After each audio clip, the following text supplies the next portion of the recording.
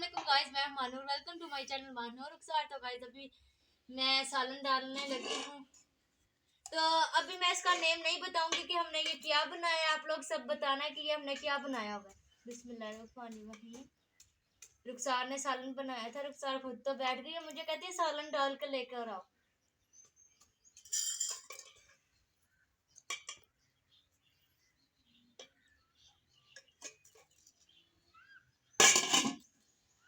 तो गाइज अभी हम लोग शाम का खाना खाने लगे हैं, क्योंकि हम टाइम से खाना वगैरह खा लेते हैं। अभी सब लोग हम बैठे हुए हैं, तो हम एक ही प्लेट और कटोरी में डाल लेते हैं, मिलजुल कर हम खाना खाते हैं।